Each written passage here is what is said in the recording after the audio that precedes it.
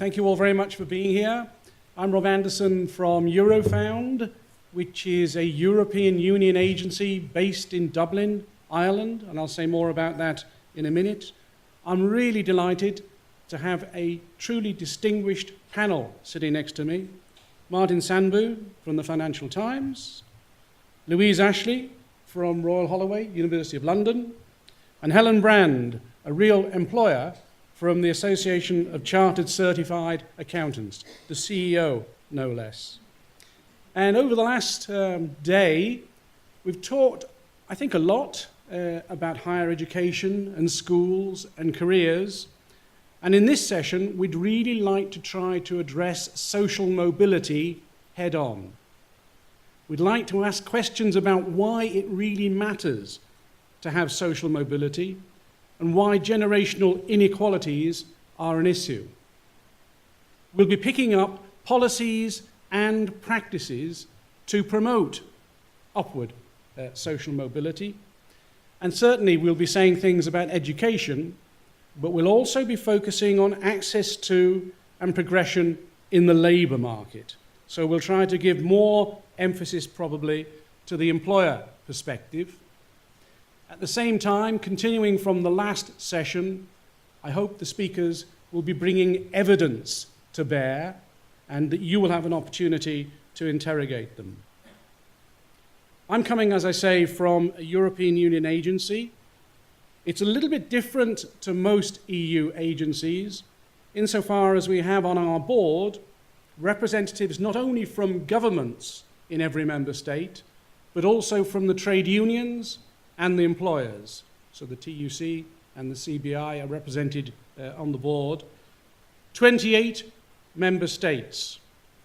And we are part of the great family of EU agencies. Over the last 4 or 5 years, we've seen social mobility move more explicitly onto the EU agenda. Indeed, the Juncker cabinet has argued the need to promote social mobility across the member states. And we have seen last year, in November, the signing or the proclamation of the European Pillar of Social Rights. Some of you may know this. The pillar is very, very grounded in issues around equal opportunities. The EU agenda is also on skills, well developed and probably more familiar to you. In the EU agency that I come from, we run 3 big surveys. We run a European Working Conditions Survey, a European Company Survey, and a European Quality of Life Survey. And in the last European Quality of Life Survey, which reported 3-4 months ago, we asked questions in all 28 member states about how people felt regarding prospects for the future for themselves and the future for their children. And in the UK, 74% of adults, people aged 18 and over, said they felt optimistic or somewhat optimistic about the future for themselves. But only 64% said they felt optimistic or somewhat optimistic about the future for their children and their grandchildren. And underlying our discussion about social mobility in some member states is a feeling that living standards have declined, or at least that prospects for living standards in the future will not be as good as they have been for previous generations. We see that not only in the UK, but in France, in Belgium, and particularly in Luxembourg. On the other hand, in the context of the EU 28, we see in countries like Latvia, Lithuania, Bulgaria, more optimism about the future for the coming generations. We use our own surveys. We also use other surveys to do research. And 2 years ago, Anne Ludvinek led a team that made first use of something called the European EES, European Social Survey, ESS. And we produced the report outside, available free and on the web, looking at the ESS data for 24 member states, examining patterns of absolute and relative social mobility for 3 big generations from the last century. And what did we find? Well, we found different patterns across the different member states, but regarding relative mobility, we found it had been stagnating, or seemed to be stagnating, in the UK. In fact, when we look closer at the data, we found that relative mobility, opportunities to move between social or occupational classes, had been increasing for women, but decreasing for men. And I hope this issue about opportunities for men and women is one that we can disentangle a little bit during our discussions this afternoon. Nevertheless, the main point coming from the examination of social mobility in Europe is that social background remains profoundly important for achievements in education, occupation, and income. And again, we may have some discussion about the relationships between education, occupation, and income, and the capacity to translate skills acquired into achievements in employment. And in fact, I'm sure that that will be a theme of at least 2 of the speakers today. We'll capture some of those barriers to social mobility in education, in the labour market, in terms of where you live, where you're brought up, what neighbourhood you live in, what the facilities and services are like in that neighbourhood. But as I say, we'll try very hard to orient the discussion to what can we do about that? How can we make changes in education, labour market, or other systems to improve opportunities, to enhance social mobility, to promote upward social mobility? So with that as background, if I may, I'd like to introduce the first short presentation from Martin Sandbu. The idea is that each of the speakers will make a short presentation. There are no slides, no PowerPoints, and we will ask you, if you're interested, to make 1 or 2 comments or questions after each speaker, and then we'll have the panel in general. Thank you very much. Thank you, Martin. Thank you. Well, thank you very much. Thank you all for having me. Thanks for being here. I would like to talk about, well, let me say very quickly what I do. I'm Martin Sandbu from the Financial Times. I write a daily online economics column called Free Lunch. It's free for everyone who pays the right subscription level, in which I try to bring to bear the latest in the global economic policy debate based on economic research and how it can teach us something about how to do policy better. And I'd like to tell you today about some of what economists say about social mobility at the point where social mobility begins, which is at the very start of life. Or we might say it's where the lack of social mobility begins, in differences at the very start of life. There's been a lot of economic research, top-level economic research, going into the effect of the childhood environment in the first few years of life and the effect of differences of that environment on future life prospects. This includes work by the very top economists in the world, such as Nobel laureate James Heckman.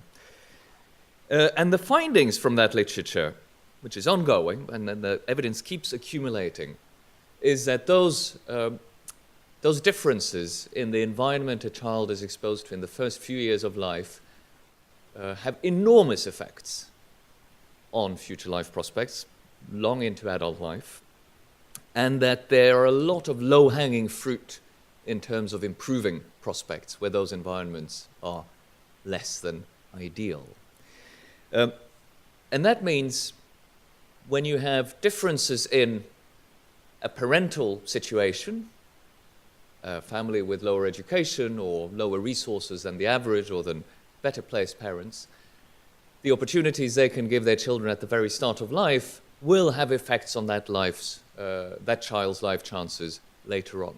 So social mobility, one of the big sources of social immobility, really happens in the first few years of life.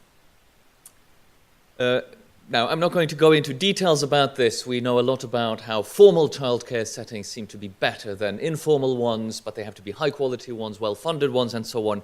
I'll just tell you that my column today is about this, because in preparation for today's talk, I wrote the basis about this. If you want to go into some of the detailed research, go to my column today and just click on the links, and you'll find plenty of material.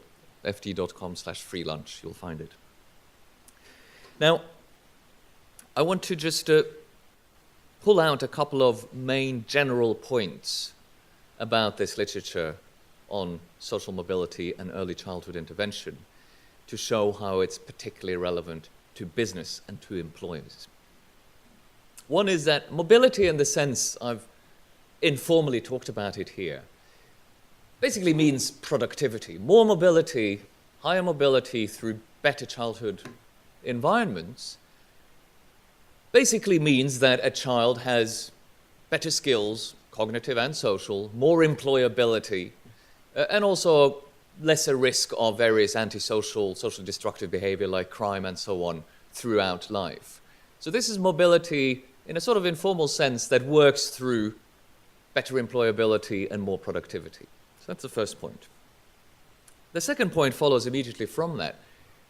That is clearly in the objective, strong interest of business. It's good for employers, it's good for private companies that there be a population that is as employable and as productive and as adaptable through their skills, the skills they possess, as possible. So a society in which as many children as possible get the best possible environment in the first few years of life is very good for business, and it's in the enlightened self-interest of businesses to support that. The third point is quantitative.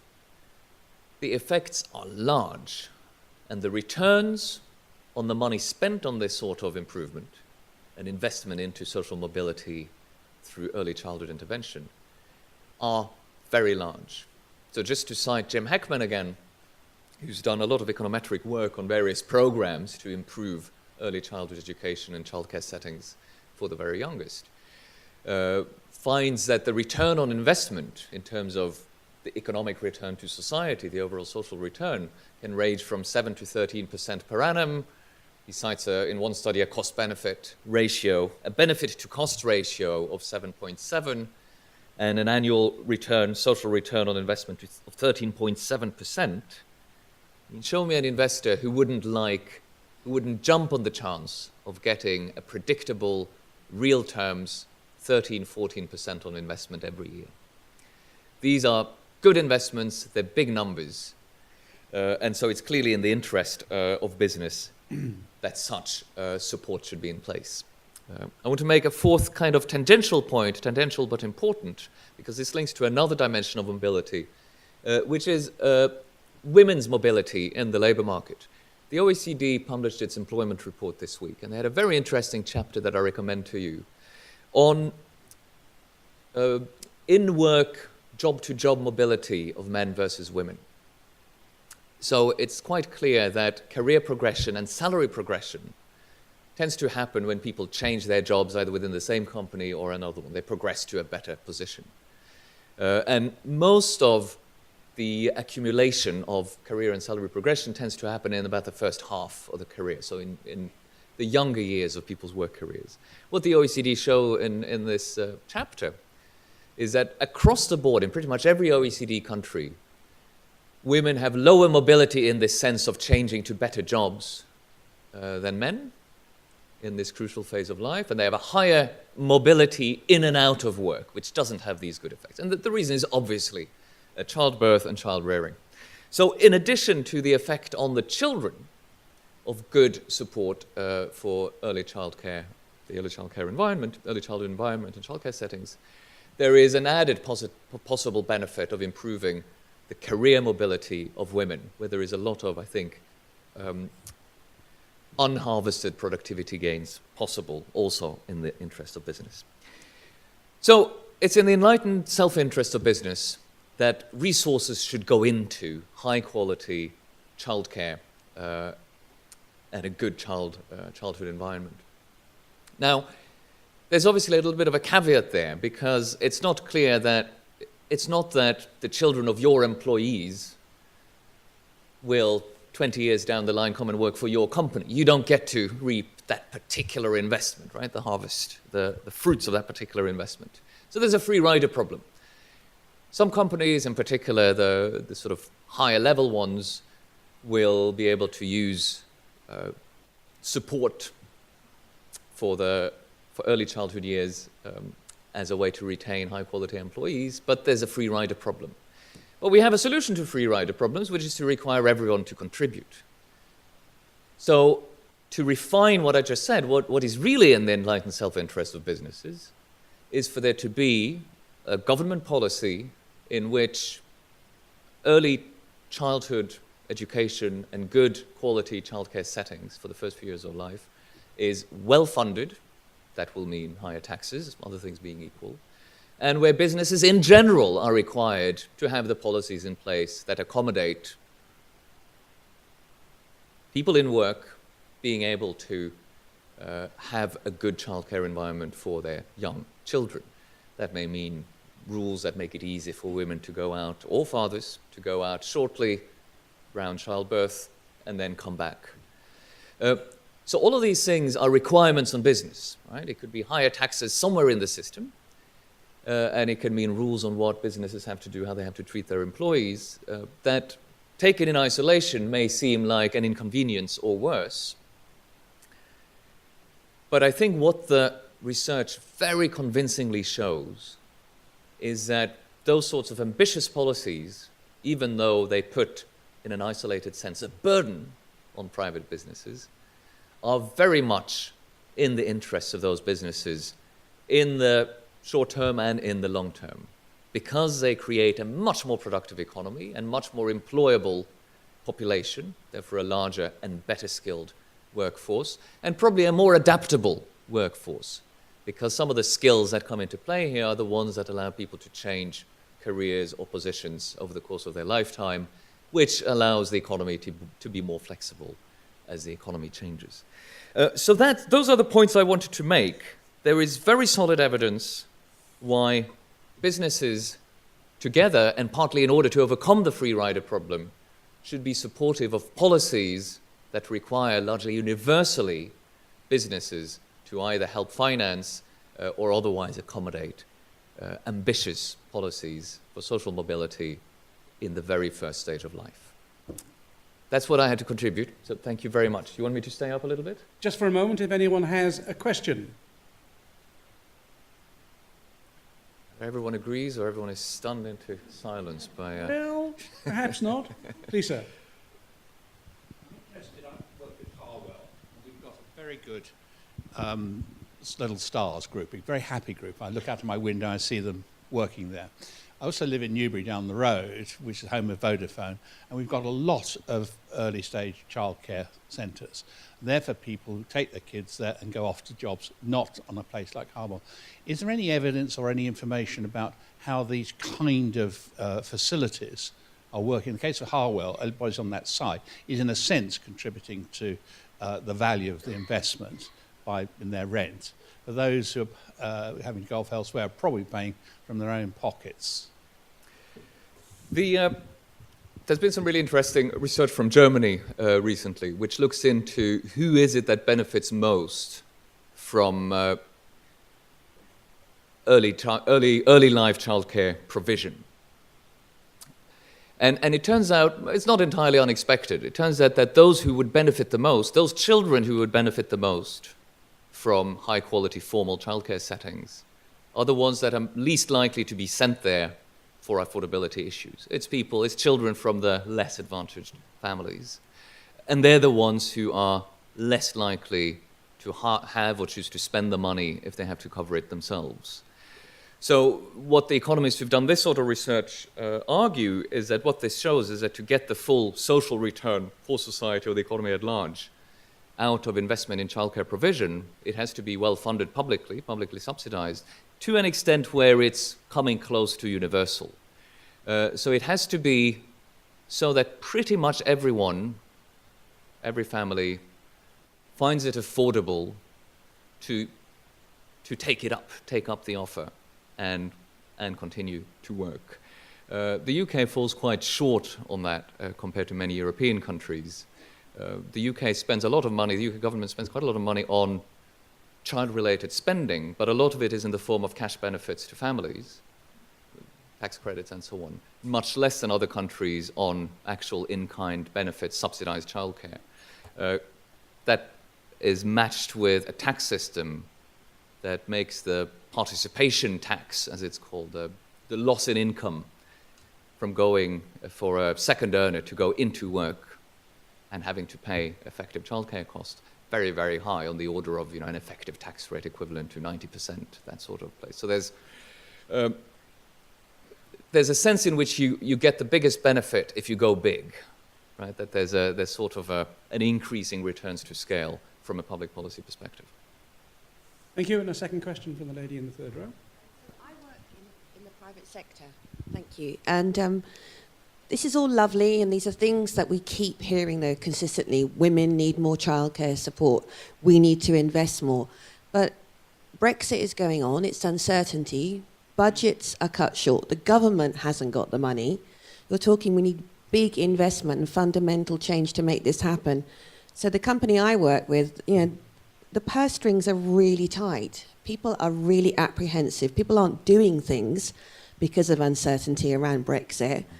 So I get so frustrated because all these wonderful things that we come and talk about here, but how do we drive change? How do how do we persuade business collaboratively to make some of these changes? How do we not be here in 5 and 10 years' time saying the same things, and these young people still aren't getting what they need? Because it's complex and it's huge, but where do we start? Your question is in part one of sort of political approach. How do you go about creating a consensus around this change? So there might be people in the room who are better qualified than me to answer that. My answer would be, you want to be very hard-headed about this and look at the numbers. So yes, funds are scarce and will become scarcer. No business likes to see a tax increase or a new requirement on how it has to treat people. But I think what you want to do is to say we have to prioritize.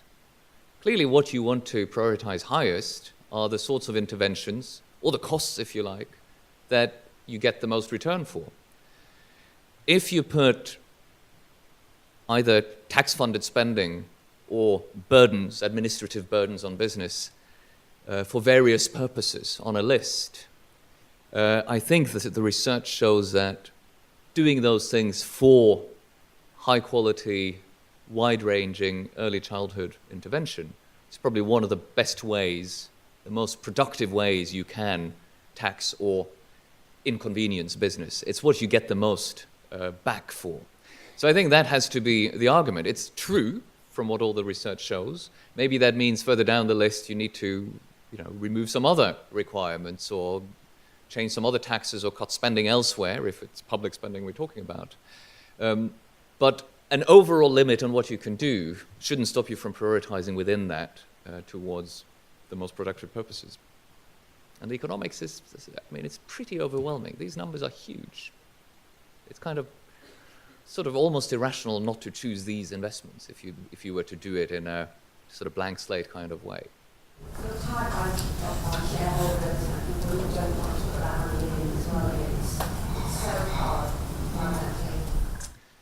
Yeah, I think you need to send all this research to the shareholders too, right? I agree. But this is why I emphasize this term of enlightened self-interest.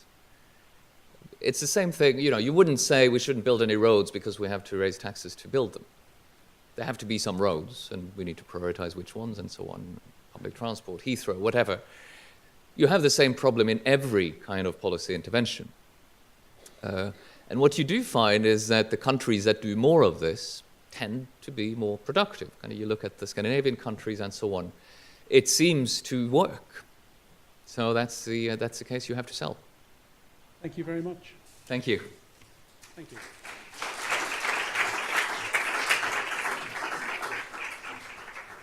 So this issue of economic efficiency is one reason why we really have to ensure opportunities go where people can capitalize on them. And it's even more important because things are tighter, right? Yeah. Efficiency just becomes more important. But it also makes it even more important that when people acquire skills, they're able to translate them into effective employment.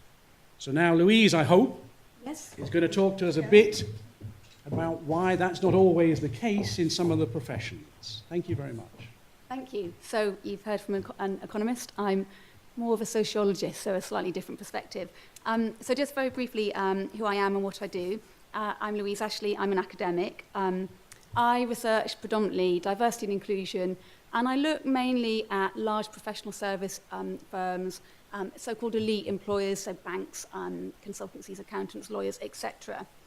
And over the last few years, I've looked particularly at the impact of socio-economic background on gaining access to those so-called top jobs, those elite employers, and also increasingly looking at the impact of socio-economic background on career progression once you get into those organisations. So what happens then? And that latter subject's been relatively neglected to date. So the focus has predominantly been on access, not progression.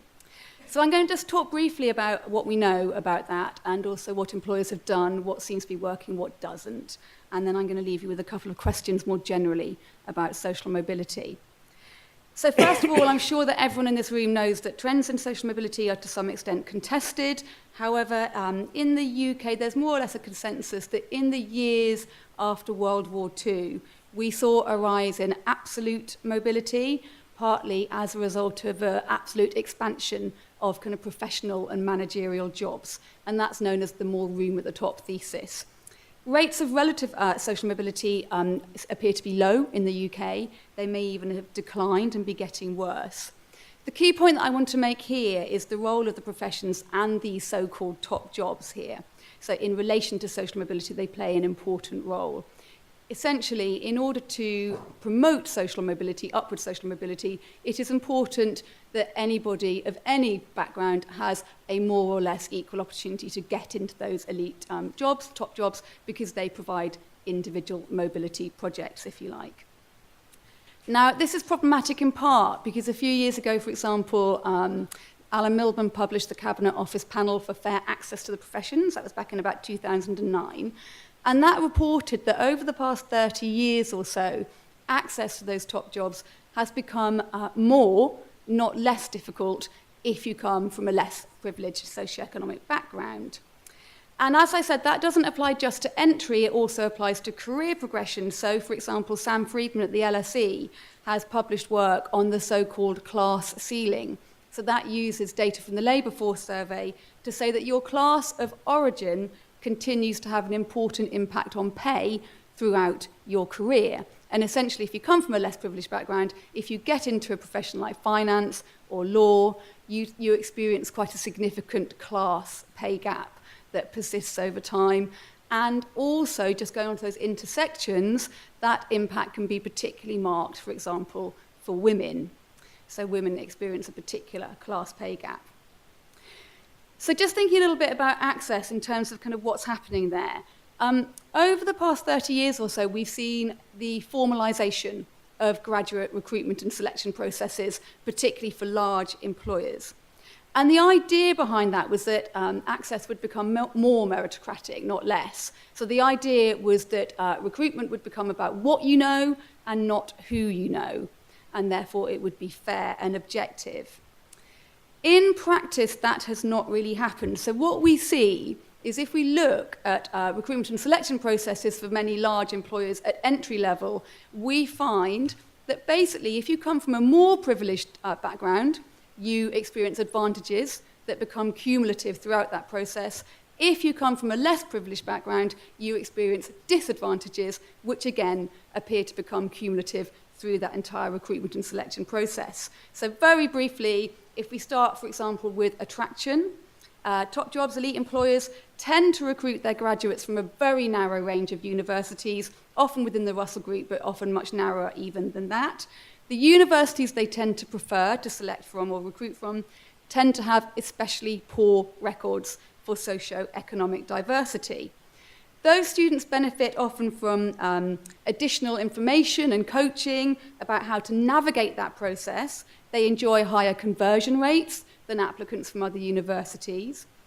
Employers also tend to screen according to academic credentials, including at A level. That matters a lot because we know that if you come from a more privileged background, you tend to do better at A level. That is not necessarily a measure of talent, it's a measure of better resources and better teaching or access to teaching. And, for example, we know during the selection process, we're all familiar with the idea of what we call homophily in the academic world, or the tendency to recruit in our own image.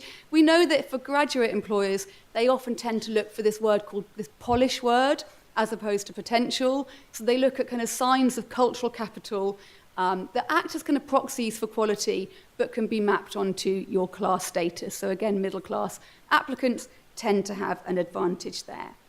Now, as I said, that extends beyond opportunities to get in, but also opportunities to progress. And there's a whole host of processes operating within organisations in their structures and cultures, which also seems to lead to differential outcomes for people from different backgrounds. And we're starting to see more granular detail and information and data coming out of organisations, which helps us to track those patterns much more clearly. So I guess that's the bad news. The good news is that more organisations are taking steps to identify these issues, again, particularly at entry level. This is often explicitly motivated by a business case for change. I'll come back to that in a moment. With respect to interventions, what we're seeing employers doing is moving from a focus on the supply side to a focus on demand. So what I mean by that, it's no longer just about fixing the individual, it's starting to become about fixing the organisation too, which is really important.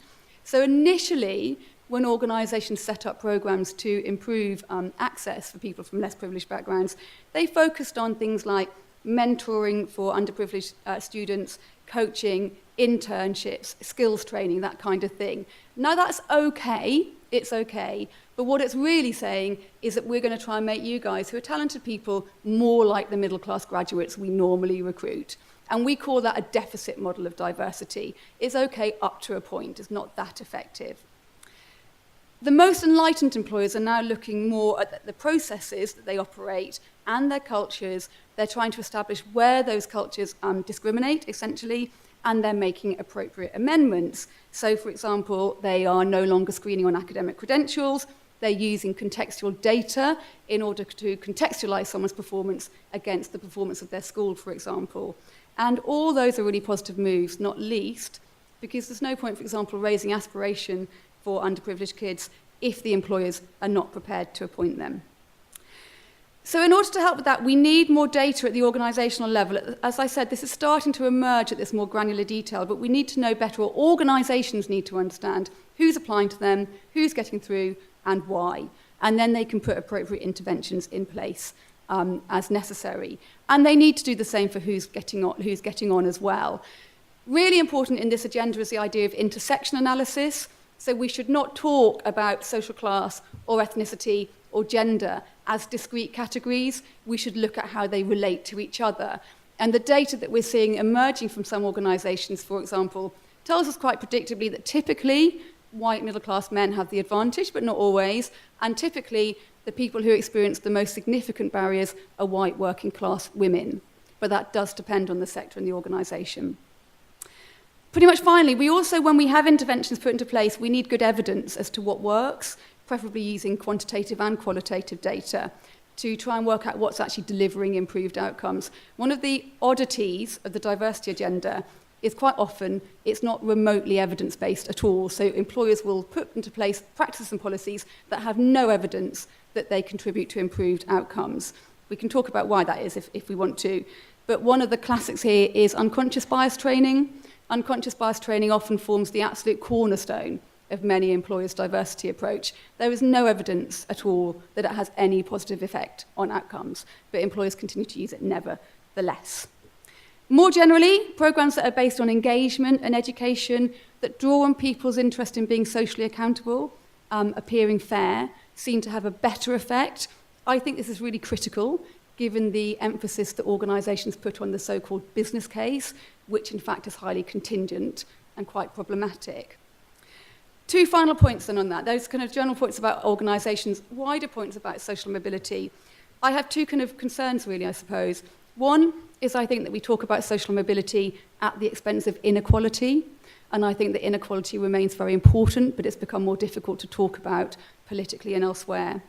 And finally, we talk predominantly about upward social mobility. People are very scared to talk about the idea of downward social mobility.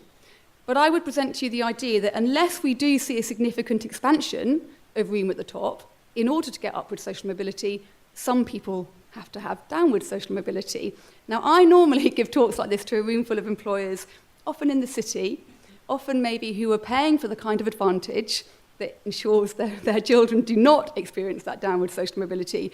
And this is a kind of elephant in the room, which is rarely discussed, but I think perhaps it needs to be. So I'll stop there. Thank you.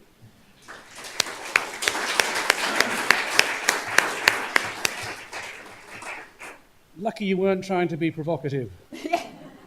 I never do that, never. Can we have one or two questions to Louise? Please, gentlemen in the front. Thanks for that. It's really useful. I'm a tech social entrepreneur, and in 2005 I set up a tech company to modernise charities and use the growth of the company to train people out of unemployment into work. And we grew up into 7 cities by 2010, and we started creating apprenticeships. Yep. So in the Northeast, we published that, but we weren't getting any women. It was just men coming. And we went to the job centres and we promoted it. Eventually, a woman came and said, when I was in the job centre, your opportunity came up, but the advisor scrolled straight past it to hairdressing and beauty. And this, I think, is really the barrier to social mobility, and that's, we've got to eradicate that kind of roadblock, which really does hold people back. It was the same for me when I was 15. My careers advisor said, David, if you're from a poor background, you can't get into technology. Stop now, go a different direction. I didn't listen, took an apprenticeship, became one of the first internet entrepreneurs in the early 90s. So it nearly stopped me, it stopped her, and I think it's going to keep stopping so many if we don't change the system. Yeah, I agree. There's so much of what we're talking about here relates to issues of fit, so perceptions of who fits where, so perceptions, one's own perception of where one fits based on one's social identity, and also employers' perceptions of who fits, or job centres, wherever it might be. And we do have very fixed ideas and assumptions, naturalised ideas about what kind of person does what kind of job, and to a large extent we have not been successful at breaking those down. So we see people sorting themselves and being sorted into particular career tracks based on their identity. There's a lovely metaphor for this called the glass slipper that I haven't got time to go into today, but which helps to explain how those issues of fit operate in practice. But I completely agree. I think there's much more that we need to do about changing occupational identities to make them more inclusive to a wider range of identities, both at all levels of the job market, not just at the top jobs that I've been talking about, but elsewhere too. So I agree. Thank you. And the question from the middle there, please, and we'll come back to you later. Hi there, I'm Nicola, I work for Teach First. I'm really pleased you mentioned the arguments about tackling inequality as well as downward social mobility. I appreciate you haven't got much time, but if you had to say a couple of things about downward social mobility in particular, what would you say as solutions there? Solutions, I hate solutions. Oh gosh, so I'm a bit of a professional cynic. I'm going to be honest, I don't feel that optimistic about that, because my feeling is that, and this is I'm going to be controversial again, I'm afraid, the middle classes, as we know, are incredibly effective at keeping opportunities for them and for their children. I don't see that particularly changing, so I think there are some great initiatives that at the margins are helping really talented kids get into, say, law and accountancy, and I think that's really valuable. But at the kind of macro level, I don't think it's having a particularly significant effect. So I don't think we're going to see an awful lot of downward social mobility anytime soon. I think we're going to mainly be focusing on people maintaining and improving their position. And I wish that I could be more positive about that. I think sometimes people, I think, and I would put myself in this category too, because we're all hypocrites to some extent. We believe in social mobility to the point it doesn't affect our own children's chances, at which point it becomes very difficult. And I don't know if we talk about that enough. Thank you very much Thank indeed. you. I think in the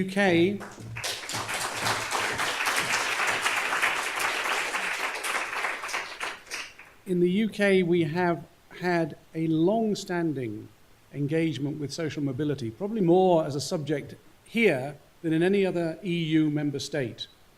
Might be interesting to ask why, but John Goldthorpe is the guru of this social mobility literature, and he's done very detailed work over 50 or 60 years. I believe his most recent publications are talking about stagnation in absolute mobility and more evidence of downward social mobility in relative terms. As Louise said, we're all aware of all the strategies that families adopt to prevent downward mobility, but it is happening. It does happen, yeah. Maybe I'm too negative on that. But I think all these are questions about what can we do to enable people who have skills to access and progress in good jobs is terribly important. And I'm delighted now that from the employer perspective, Helen will talk about one of those big professional occupations, accountancy, and what's being done there. Thank you very much, Helen.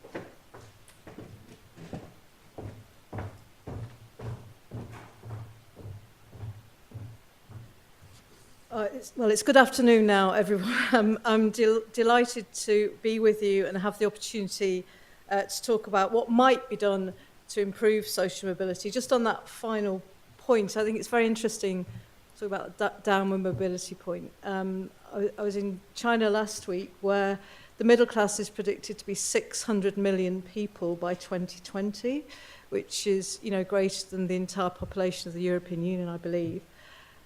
That might be where actually opportunities lie for people who live in the United Kingdom. Because if you're in a digital world, if you're in a connected world, then maybe you can be taking the opportunities that presents. So it's looking, I do think there's something in looking much more broadly than at our own shores in terms of the opportunities that we have to be able to give to people. Because the landscape is changing so rapidly.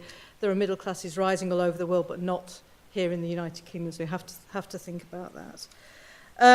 Social mobility is a topic very close to my heart and to ACCA's heart. For those of you who don't know us, a professional accountancy body, we have 208,000 members, so fully professionally qualified, around 500,000 students around the world. We're supported by offices in 100 markets around the world. 80,000 students and 80,000 of the members are here in the United Kingdom, and probably our most important role is keeping them relevant and keeping them employed and making sure that they're delivering public value. So I think that connection, and to do that we have to have an ecosystem with learning providers, with educationalists, with employers, with policymakers to make sure that's the case, and I think that's probably why we've been invited here this afternoon. We were founded in 1904, actually, for the precise purpose of opening up access to the profession. So the people who founded ACCA said it wasn't right that those that entered the professions had to have rich parents who could pay for the articleship. That was essentially why we were founded. And it should be those with talent and ability should have access to being a fully qualified professional accountant. So that's great. It's great for me because it's in the DNA of the organisation. It's what we're about, and that's what we've been delivering globally since 1904. And we have seen greater kinds of diversity flourish across the profession, of course, since that time. And I do believe in that point of bringing those forms of diversity together, but we do very often talk about them separately. So gender, race, age, background, we've seen all of that improving over the decades. Particularly, we believe for those who choose ACCA. So, for example, 46% now of our members are women, and 56% of that 500,000 students are female. Our governing body, and I think this is important to look at these factors when you're looking at how you're going to deliver on diversity promises. Also, our governing body of 36 is made up from members from 13 different countries and diversity of backgrounds, but the majority of them now are women for the first time in our history. So that was a nice milestone that we achieved this year. And the profession is undoubtedly stronger for the economic reasons that have already been talked about for that diversity. But there is a growing body of evidence in the profession, as well as more widely, that social mobility is in danger of stalling, and letting those opportunities for advancement, of social advancement, slide is not acceptable to us, and luckily it's not acceptable to our members either. So we recently published a report, Purpose and the Profession. I'll just show. It's available from accaglobal.com, or we have an app. We were talking earlier about the app world, so there's a professional insights app that contains these reports as well. We kind of straddle the world between academic and employer when it comes to our research. So it's more insights that we receive from the market, from our members, but you may be interested on that. And we did focus explicitly on the global challenge of improving upward mobility. So we had 13,500 respondents to the survey that we produced this report one from, and 92% of those respondents told us they believed it was important that people should have access to career opportunities regardless of their social background. And I think that's hugely encouraging, because within ACCA ranks at least, there's not a set of professionals that want to pull the ladder up behind them, and I think that's quite often perception and sometimes a reality of the professions, that you're in a position and it's regarded as competition if people come through and join your profession. That's not the response we got. 60% of the respondents to that survey as well came from families where the primary income was not a manager or a professional. So that demonstrates rising education levels globally, we feel, and also that studying professional accountancy is an accessible education pathway that can, given the right environment, access and support, lead to a successful career. So in view of their backgrounds, how did our members and students come to pursue a career in accountancy? And over half actually said they came to that decision themselves. They were self-motivated to go down that route. Only 13% were influenced by a teacher or careers advisor. And that's very interesting in the context of the discussions you've been having. Now, this percentage was slightly higher for the younger members and students that we surveyed, but it does show that there's a large gap to fill in the accountancy profession being proactively offered to potential entrants from all backgrounds, from independent sources.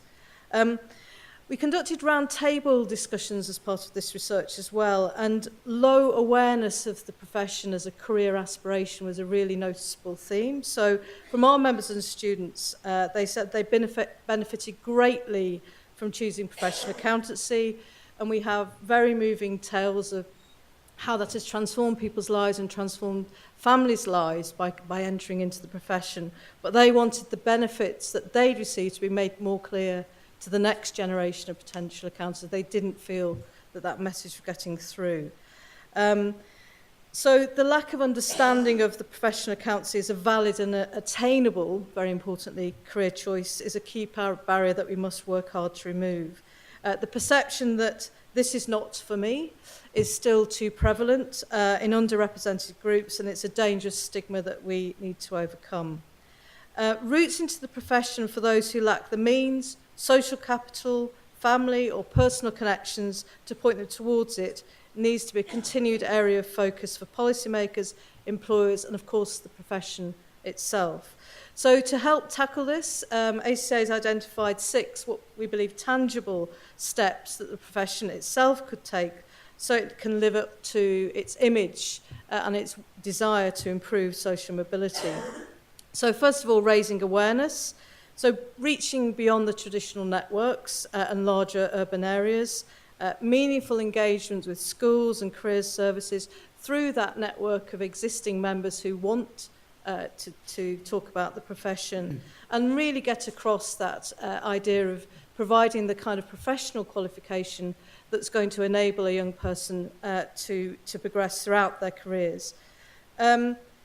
Secondly, we need to continue to remove barriers by making qualifications and employment opportunities more accessible. So that means improving flexibility in learning and examinations so they fit as many circumstances and preferences as possible. And by, it's that linear idea that somebody's going to go from one step to the other in pursuing their professional career. It's not like that now. It's a lattice. There are going to be different pressures and different timings. So we need the flexibility in that process. Certainly those who want to start their professional career later in life need to have that opportunity to be able to fit learning and experience around family commitments and to study at their own pace. This has been touched on a lot already, but we need employers, of course, to remove barriers in the hiring processes so that obstacles and biases don't get in the way. Work experience is always cited as critical, but some candidates simply do not have access to them because of their circumstances, and there have to be more creative ways of assessing potential and actually providing that experience rather than simply being in a company before you get that job. Thirdly, we need to deliver the right new skills and lifelong learning. So this is the relevance piece I was talking about. The world of work is changing so much, so rapidly.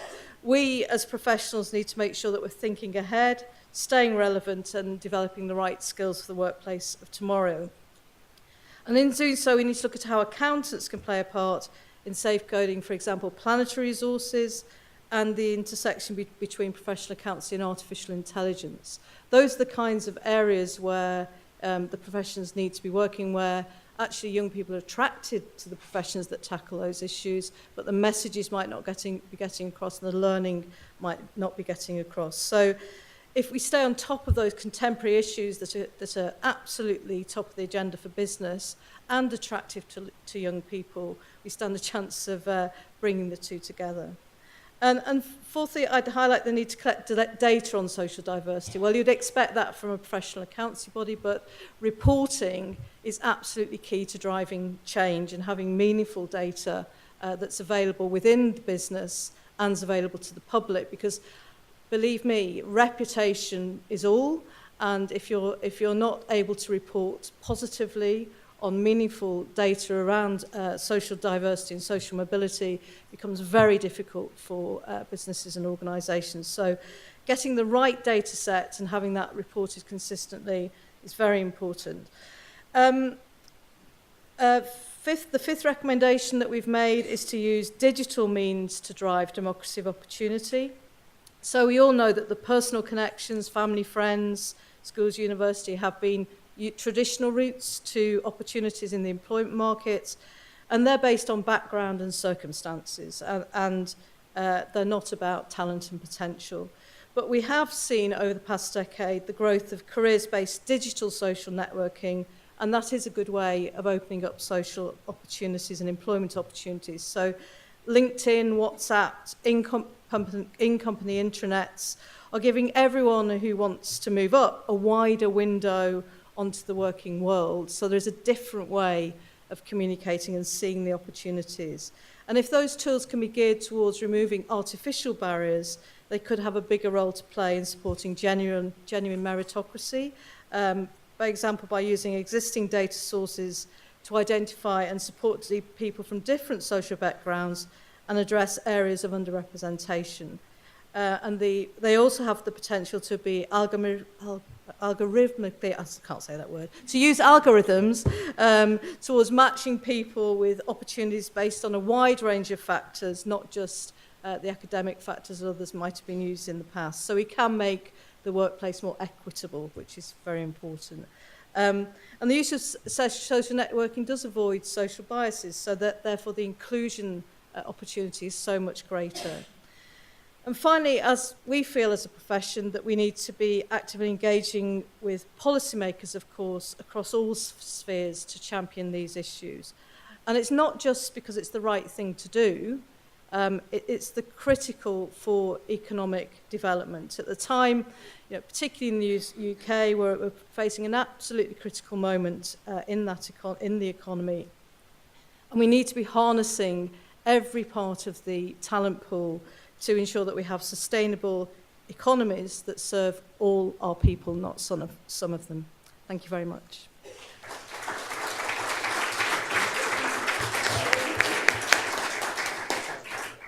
Can I invite one or two questions to Helen? Please, gentleman in the front.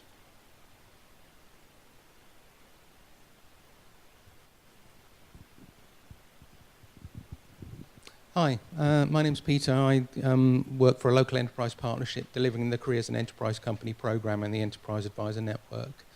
I just wanted to know whether you've got a joined-up approach with the AAT, looking at career paths right from the lower end of finance right through to accountants. And secondly, whether you think there's an opportunity to build into the training, to build into the qualification framework for young people coming into the accountancy industry to be required to go back into schools to be more appropriate role models for young people about what it's like to be in the industry at a very young age. So perhaps I wasn't. You can start ACCA studies at 16, similar to AAT. So AAT is the Accountancy Technician organisation. Very, very many, I mean, over 50% of the people who qualify with AAT go on to ACCA, so there's an articulation, and we work very closely with them to make sure that if somebody wants to do that, they have the opportunity to do so they can see the entire journey. But we also have our own fundamentals qualifications, and we have we've also introduced something called ACCAX, which is free learning based on a MOOC platform where people can test and sample accountancy at that fundamental level to see whether it's for them, and then to kind of take them further. So free and affordable learning and accessible learning that can flex in is very important. So all of that. I absolutely agree with you that role models that young people can relate to are incredibly important. So when we're working with schools and with other organisations, there are two types of person actually I think that seem to have an impact. The person who's really, really made it to the very top, you know, so it's the big dream. And then the person who's 22, who's doing really well and has gone, you know, from 16 through their qualification, and they can really relate to that person, and they understand what they're talking about, and they look very similar to them. So we call them advocates. So I think mobilising, you know, the 800,000 people that we've got to be part of that communication piece is incredibly important. And I am constantly thrilled by how many of the members and students who are still studying want to be part of that giving back or engaging. Giving back sounds a bit patronising sometimes, but certainly engaging with the next generation and inspiring them for the future. So our work as a professional body is being the facilitator and mobiliser of that, you know, army that can go out and inspire the next generation. It's very important. Thank you. Conventionally, researchers like to ask questions in relation to social mobility only of people who've achieved, shall we say, the age of 35, by which time they've, if not peaked, then they've established themselves in an occupation. I understand you to say, though, that there might be opportunities for people over 35 to access CA. Yes, yes. We were in the 1970s. Actually, we were the first body to introduce a route for people who were over the age of 21 without formal academic qualifications to start on the process of becoming a professional accountant. So, recognising that is very important, but also the reskilling now that's necessary within businesses is so critical. So having flexibility to, first of all, entry, and recognising that people come from different backgrounds, not necessarily with formal qualifications. So what we talk about is removing artificial barriers. So ultimately, if you're going to be a professional accountant, an exam is not an artificial barrier. You do need a certain level of technical knowledge and to prove that competence. But being able to enter the process that enables you to take that exam or enter the workplace and start gaining the experience that's going to make you a professional accountant, sometimes we do put up artificial barriers to that. So age age is definitely not a barrier to entering the profession and being very successful. Thank you very much. I know that we're running out of time. Can I invite one question from the floor? Please, sir.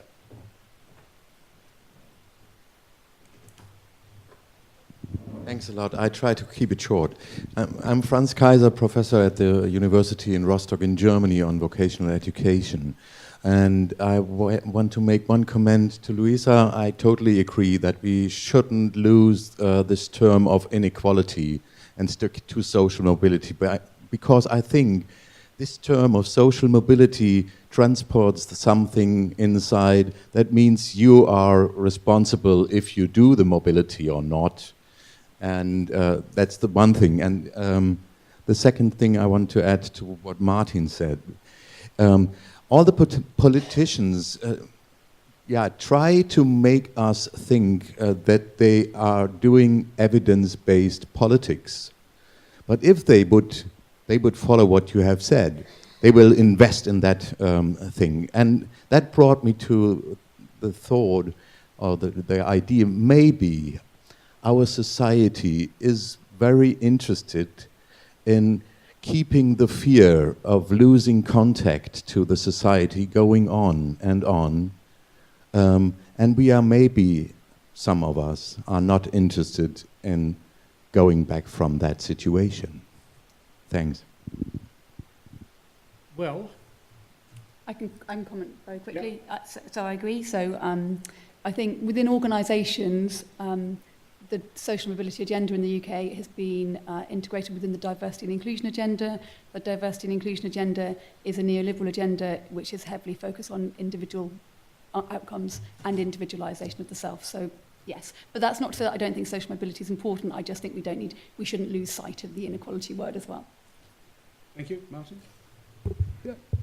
Yeah, I'd like to kind of try and reflect on both of those comments together. Just let me distance myself from my professional background. There's this joke about economists that if an economist sees a tenner lying in the street, he won't stoop to pick it up because if it was really there, somebody would already have taken it.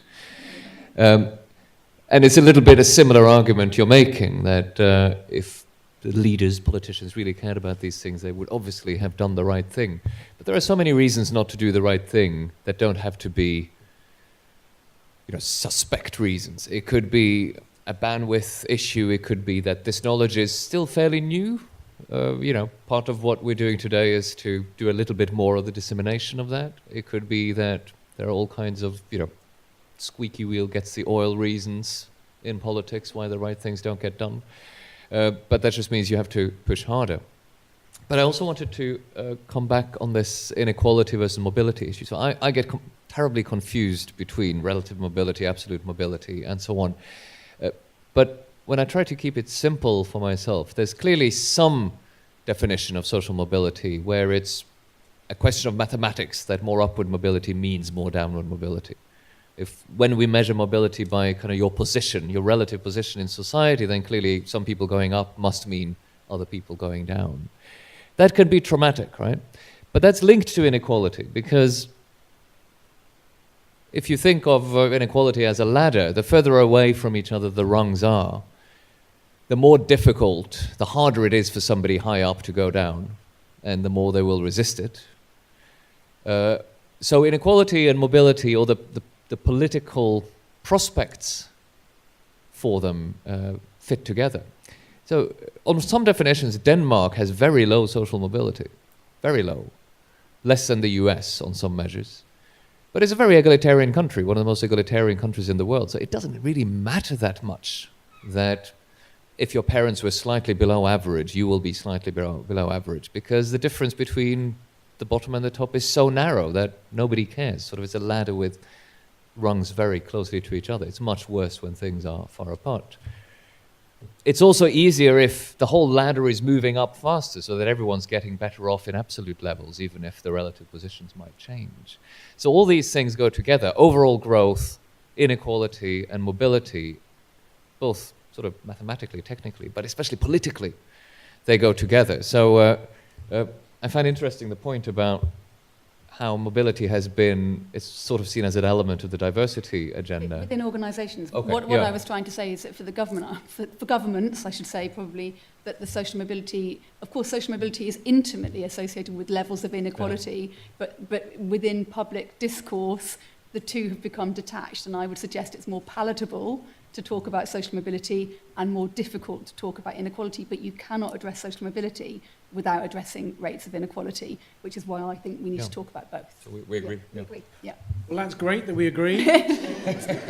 We've been caught out by the maths of time, and the new caterers are waiting for us. So let me just thank the panel, and thank you all very much for your engagement.